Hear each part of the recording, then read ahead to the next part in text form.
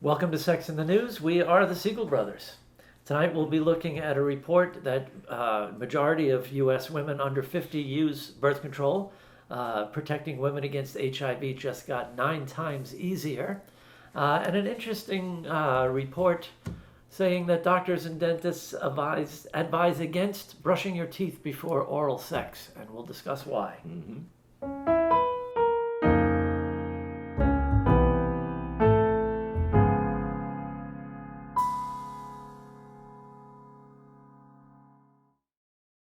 So for our first item, right, taking a look at, you had mentioned this report that just came out from the CDC. Actually, I believe it was the National Center for Health Statistics, which is a division of the CDC. Mm-hmm. And surprise, surprise, a majority of American women, 65% of women under 50, are using some form of birth control. Right? Whether it's hormonal, whether they're barrier methods, some of those long-acting reversible contraceptions, those LARCs, an example of which would be like the NuvaRing, right? Mm-hmm. Or, yep, or, IUDs, right? About 10% of women. Mm-hmm. This was surprising to me. The most common type of birth control was sterilization. Sterilization, yeah. Tubal ligation. 18% of women have their tubes tied. I did not know that. Mm-hmm. Yep. And with given the political climate, this is kind of a heads up, I think, to a lot of women out there who really need to be attuned to these kinds of issues and really need to pay attention to these people that have just been put on the Supreme Court. Right. And we've said this before. We've said this many, many times, that do not take for granted that your access to healthcare in general, but to reproductive healthcare and sexual healthcare in particular is going to be around. Choice is not a euphemism for abortion. Yeah. Choice means free, unfettered access and privacy between women and their caregivers when it comes to their sexual and reproductive health. Exactly. So this is heartening. Very good news. It is. Unfortunately, politicians rarely keep up with trends of the American people. Mm-hmm. Thankfully, we have a new president since our last show, and there's some good news there that maybe, slowly but surely, if they have to drag that orange baby kicking and screaming out of the White House, things will return to a little sanity, at least a little more dignity and respect in the Oval Office. It would be nice if it works out that way. And who knows? Maybe in a few years down the road, we'll have President Kamala Harris, and we'll see women's rights and issues take a front seat for once. That would be nice. In the history of this country. Exactly. For the first time. Yes. That's good news. Right. So women, please continue to make your voices heard. These are, forgive the pun, seminal issues. And contraception is not elective. Yeah. Right? And in terms of insurance companies and healthcare providers, a pack of birth control pills costs a hell of a lot less than prenatal care and delivering a baby. Right. Forget about raising one.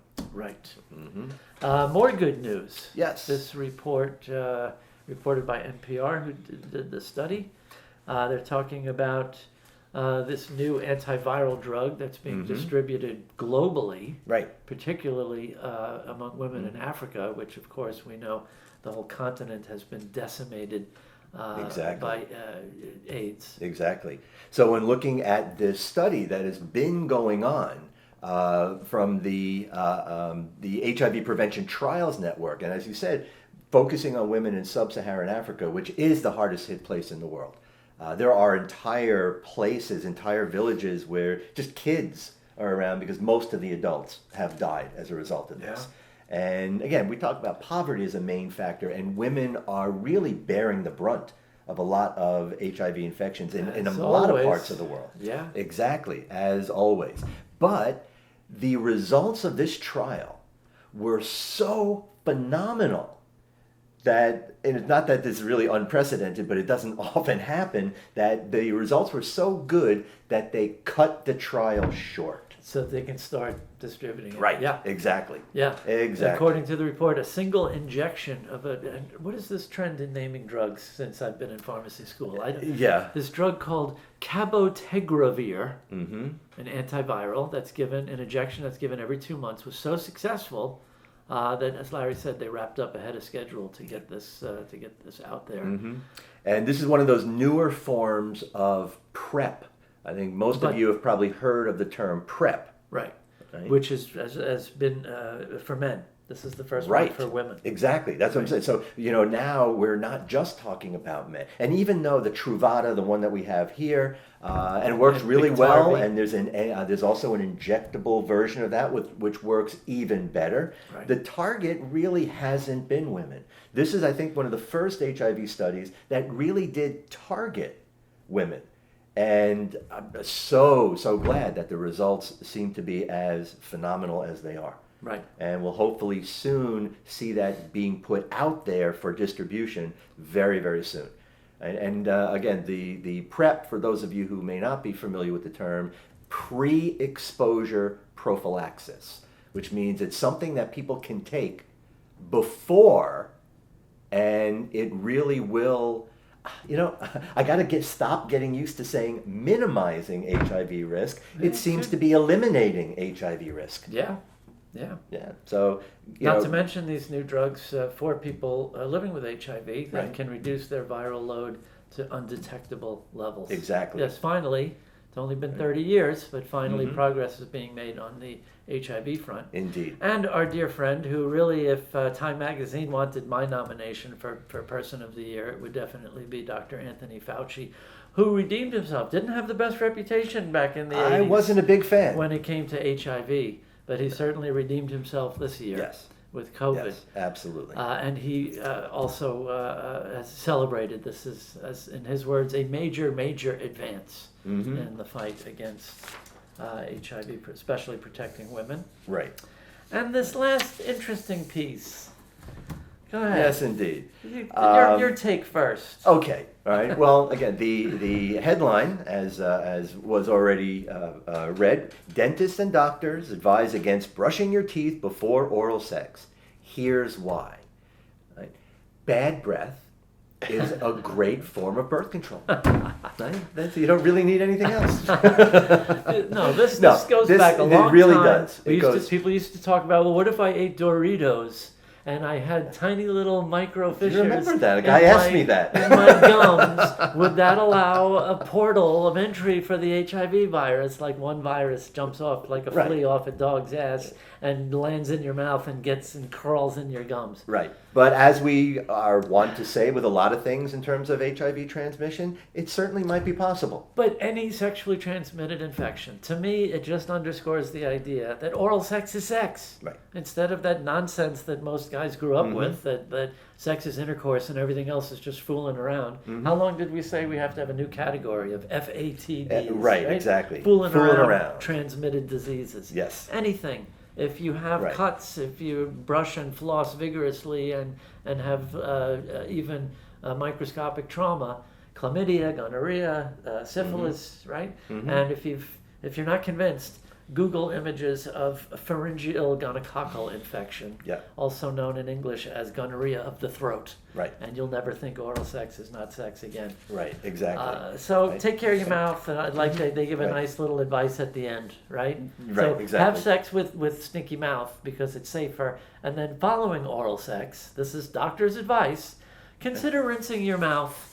Right. With an antibacterial or antimicrobial mouthwash like a Listerine. So that way you can have a fresh mouth feel while still playing it safe. Indeed. Right. Now, again, just to bring it around, there is a serious note that we do have to emphasize in that. And, we were talking about sexually transmitted infections across the board that require broken skin, broken tissue, broken or entry into mucous membranes. And I think it really is still a good reinforced message, because how many people will look at their body, look at their skin, they'll look at all these things that they can see, but do I have any cuts, do I have any openings? But the mouth is something that nobody really does consider. Yeah.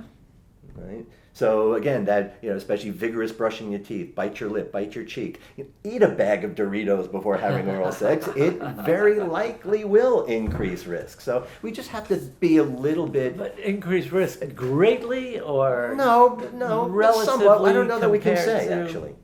I really don't know that we can say. But we can just say rhetorically, and globally generally, for STDs. right, exactly, that there is likely to be an increased risk. So oral care is very, very important in STI prevention. It's not just the genitals and it's not just the skin that we can see. So have oral sex with bad breath and you'll be healthy. Freshen up after. That's right.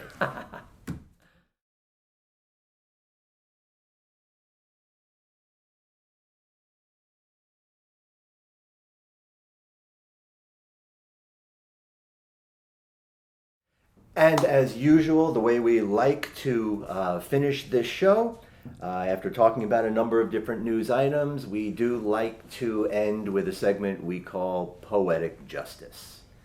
And who is our hypocrite of the week? Our hypocrite of the week is Jim Watkins, who is the founder of, many of you may be familiar with, QAnon. Right? And hopefully those of you who are familiar with QAnon know what kind of garbage it really is. Right? This putting out there all these conspiracy theories, all kinds of... Matter of fact, they're the ones who really started and fomented that Pizzagate stuff. Well, they have this rhetoric, right? They're the essence of their conspiracy theories are that Donald Trump is waging a war on this cabal of elite liberal pedophiles. Which includes Biden and Hillary Clinton. Right. And remember that Pizzagate, that guy that drove up from North Carolina to Washington, D.C. That was at Brooklyn. No, it was Washington, D.C. I think it was Comet Pizza was the name of the place.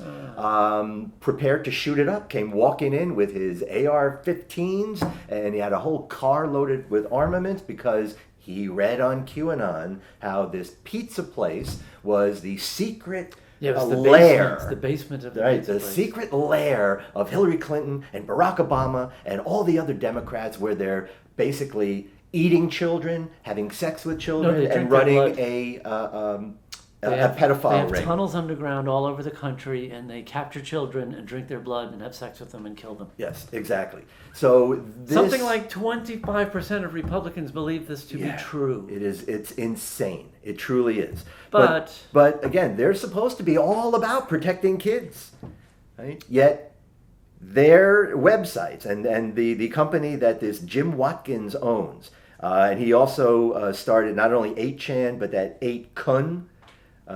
They host apparently just all kinds of kiddie porn, incest, websites with preteen love, schoolgirl, child rape.